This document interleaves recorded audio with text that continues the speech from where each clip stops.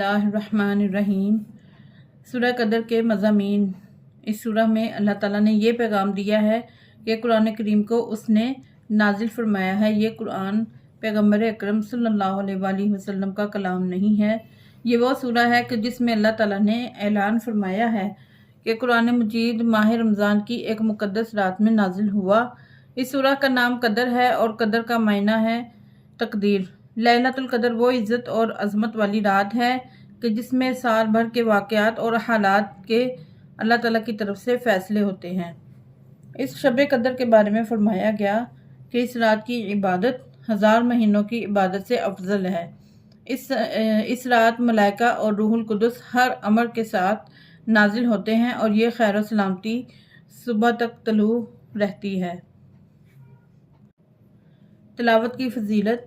किताब सवाबुल आमाल में रिवायत है कि हज़रत इमाम मोहम्मद बाकर अलैहिस्सलाम ने फरमाया कि जो शख्स सूरह कदर की तिलावत बुलंद आवाज़ के साथ करे तो वो अल्लाह ताला की राह में शमशीर बकफ होने वाले शख्स की मानंद है, और जो इसे दिल में पढ़े तो वो अल्लाह ताला की राह में जिहाद करके अपने खून में लथड़े हुए शख्स की मिसल है, और जिसने इस सूरह को 10 मरतबा पढ़ा तो अल्लाह ताला उसके 1000 गुनाह महव कर देता है। असूल काफ़ी में है, हज़रत इमाम जाफ़र सादिक अलैहिस्सलाम ने फरमाया कि जो शख्स अपनी फ़राइज़ नमाज में सूरह कदर की तिलावत करे तो उसे एक मनादी निदा देता है कि तेरे गुज़िश्ता गुनाह माफ़ कर दिए गए हैं, अब असर नो अपनी ज़िंदगी का आगाज़ कर। हज़रत रसूल अकरम सल्लल्लाहु अलैहि वसल्लम ने फरमाया कि जो शख्स सूरह कदर की तिलावत करेगा तो उसको उस शख्स के सवाब के बराबर सवाब मिलेगा जो माह रमज़ान के रोज़े रखे और शब कदर अल्लाह ताला की इबादत में जाकर गुजारे। बिस्मिल्लाहिर्रहमानिर्रहीम। सूरह कदर। सूरह कदर मक्की सूरह है और कहा गया है कि मदीना मुनव्वरा में नाजिल हुआ। इस सूरह में आयतों की तादाद 5 है। बिस्मिल्लाहिर्रहमानिर्रहीम। इन्ना अंज़लनाहु फ़ी लैलतिल क़द्र वमा अदराका मा लैलतुल क़द्र लैलतुल क़द्रि खैरुम मिन अल्फ़ि शहर तनज़्ज़लुल मलाइकतु वर्रूहु फ़ीहा बिइज़्नि रब्बिहिम मिन कुल्लि अम्र सलाम हिय हत्ता मतलइल फ़ज्र। तर्जुमा। अल्लाह के नाम से जो बड़ा मेहरबान निहायत मुशफ़िक़ है। हमने इस कुरान को शब कदर में नाजिल किया है, और तुम क्या जानो शब कदर क्या है। शब कदर 1000 महीनों से बेहतर है। फरिश्ते और रूहुल कुदस इस शब में अपने रब के इज़्न से हर अमर को लेकर नाजिल होते हैं। ये रात तलूए फजर तक सरासर सलामती है। इन्ना अंज़लनाहु फ़ी लैलतिल क़द्र। बेशक हमने इस कुरान को शब कदर में नाजिल किया है। वमा अदराका मा लैलतुल क़द्र। और तुम क्या जानो शब कदर क्या है। इसमें इस शब की अज़मत का तज़किरा है और इसे लैलतुल क़द्र इसलिए कह गया कि इसी शब में इस साल होने वाले तमाम अमूर मुतय्यन किए जाते हैं, साबका सालों की तरह। किताब मानी में अमीरुल मोमिनीन अलैहिस्सलाम से मनकूल है कि आपने फरमाया कि रसूलुल्लाह सल्लल्लाहु अलैहि वसल्लम ने मुझसे फरमाया है कि अली, क्या तुम जानते हो कि लैलतुल कद्र का मफ़हूम क्या है। तो मैंने जवाब दिया, नहीं या रसूलुल्लाह सल्लल्लाहु अलैहि वसल्लम। या रसूलुल्लाह फरमाया कि अल्लाह ताला ने इस शब में क़यामत के दिन क़यामत तक जो कुछ होने वाला है इसे मुक़द्दर कर दिया है, चीज़ें मुअय्यन की हैं, उनमें तुम्हारी विलायत और क़यामत तक तुम्हारी औलाद में आने वाले आइमा अलैहिमुस्सलाम की विलायत है। लैलतुल क़द्र खैरुम मिन अल्फ़ि शहर। शब कदर 1000 महीनों से बेहतर है।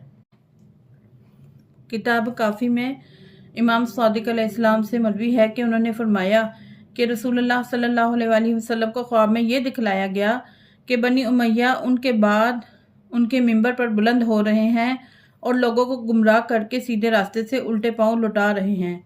तो ये ख्वाब देखकर हज़रत सल्लल्लाहु अलैहि वसल्लम मलूल व हज़ीन हो गए। तो जिब्रील अमीन अलैहिस्सलाम नाजिल हुए। उन्होंने कहा, या रसूलल्लाह सल्लल्लाहु अलैहि वसल्लम, मैं आपको मलूल व हज़ीन पाता हूँ। तो आप अलैहिस्सलाम ने फरमाया कि मैंने रात के वक्त ख्वाब में देखा کہ میرے بعد بنو امیہ میرے منبر پر بلند ہو کر لوگوں کو گمراہ کر کے سیدھے راستے سے لٹا رہے ہیں۔ تو جبریل امین علیہ السلام نے فرمایا کہ اس کی قسم کہ جس نے آپ کو نبی بنا کر بھیجا ہے، مجھے اس بات کا کچھ علم نہیں۔ وہ آسمان کی طرف بلند ہوئے اور تھوڑی ہی دیر میں اس کی دل جوئی کے لیے قرآن پاک کی یہ آیات لے کر نازل ہوئے۔ افرأیت ان متعناہم سنین ثم جاءہم ما کانوا یوعدون ما اغنی عنہم ما کانوا یمتعون۔ ترجمہ: بھلا دیکھو تو اگر ہم ان کو برسوں فائدہ دیتے رہے، پھر ان پر وہ عذاب واقع ہو گیا کہ جس کا وعدہ کیا جاتا رہا، تو جو یہ فائدے اٹھا رہے ہیں ان کے کس کام آئیں گے۔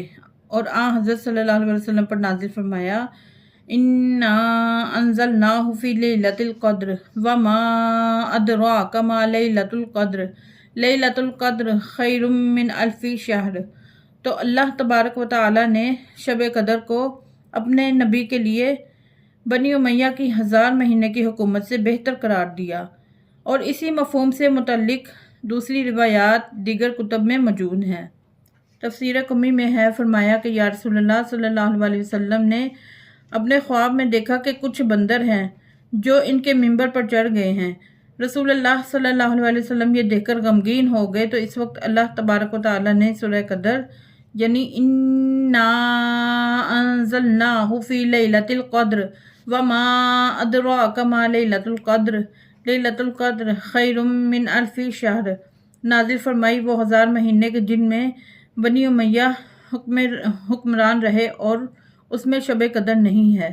تفسیر مجمع البیان میں ابن عباس سے روایت ہے، انہوں نے کہا کہ رسول اللہ صلی اللہ علیہ وسلم سے ذکر کیا گیا کہ بنی اسرائیل کے ایک شخص کے بارے میں کہ اس نے اللہ تعالیٰ کی راہ میں 1000 مہینے تک اپنے کندھے پر تلوار کو اٹھائے رکھا۔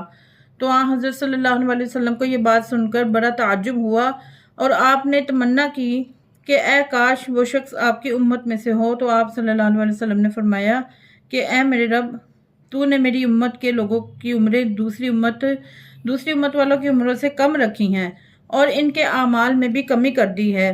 تو اللہ تبارک و تعالی نے حضرت صلی اللہ علیہ وسلم کو شب قدر مرحمت فرما دی اور فرمایا کہ لیلۃ القدر خیر من الف شہر، شب قدر 1000 مہینوں سے بہتر ہے اس اسرائیلی شخص سے کہ جس نے اللہ تعالیٰ کی راہ میں تلوار اٹھائی۔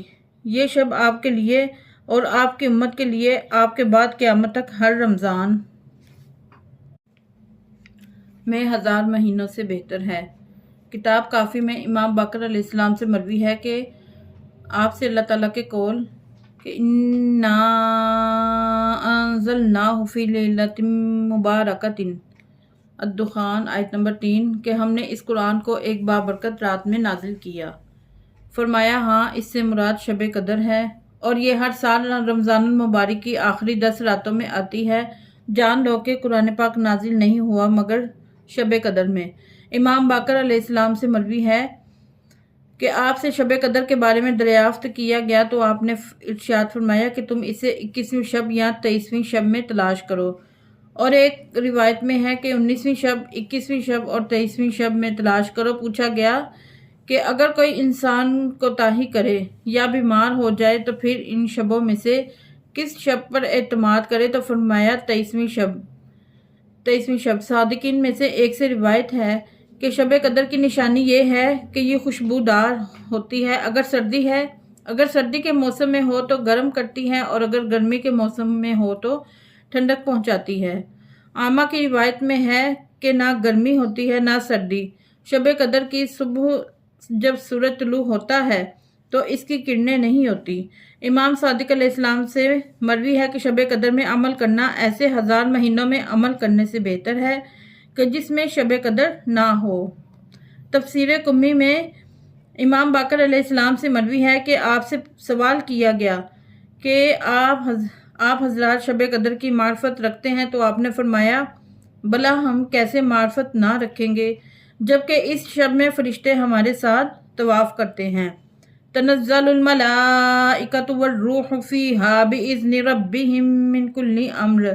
فرشتے اور روح القدس اس شب میں اپنے رب کے اذن سے ہر امر کو لے کر نازل ہوتے ہیں۔ تفسیر قمی میں ہے فرمایا کہ فرشتے اور روح القدس امام زمانہ پر نازل ہوتے ہیں اور جو کچھ تحریر ہوتا ہے وہ ان کے سپرد کر دیتے ہیں۔ امام صادق علیہ السلام سے مروی ہے فرمایا کہ جب شب قدر ہوتی ہے تو اس وقت تمام فرشتے روح القدس اور تحریر کرنے والے فرشتے دنیاوی آسمان پر نازل ہوتے ہیں اور اس سال ہونے والے اللہ تعالیٰ کے تمام فیصلے رقم کرتے ہیں۔ اور سورہ رات کی آیت نمبر 39 کے ذیل میں اور کتاب کافی میں اسی مفہوم سے متعلق روایت موجود ہے۔ امام صادق علیہ السلام سے مروی ہے کہ روح جبریل علیہ السلام سے زیادہ باعظمت ہے اور جبریل علیہ السلام کا تعلق فرشتوں سے ہے اور روح ایسی مخلوق ہے جو فرشتوں سے زیادہ عظیم ہے۔ کیا خداوند عالم نے نہیں فرمایا تنزل الملائکۃ والروح سلام ہی حتی مطلع الفجر، یہ رات طلوع فجر تک سراسر سلامتی ہے۔ تفسیر قمی میں ایک تحفہ ہے کہ جسے طلوع فجر تک امام کی خدمت میں پیش کیا جاتا ہے۔ کتاب کافی میں امام سجاد علیہ السلام سے مروی ہے کہ اللہ تعالیٰ فرما رہا ہے کہ اے محمد، میرے فرشتے اور روح جو میری جانب سے نازل ہوئی تم کو سلام کر رہے ہیں۔ جس وقت سے وہ نازل ہوئے ہیں طلوع فجر تک میرا سلام ہے۔ اور ماہ رمضان المبارک کے داخل ہوتے وقت کی دعا میں امام زین العابدین علیہ السلام نے فرمایا ترجمہ طلوع فجر تک ایسا سلام کہ جس کی برکت دائمی ہے، اللہ تعالیٰ جس بندے پر چاہتا ہے بھیجتا ہے اور قضاء و قدر کا جو فیصلہ کیا ہے اس سے مطلع فرماتا ہے۔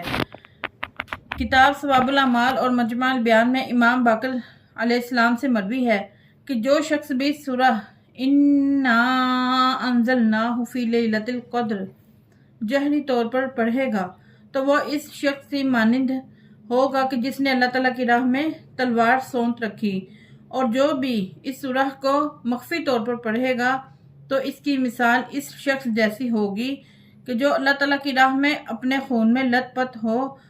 اور جو شخص 10 مرتبہ یہ سورہ پڑھے گا تو اللہ تبارک و تعالیٰ اس کے گناہوں میں سے 1000 گناہوں کو مٹا دے گا۔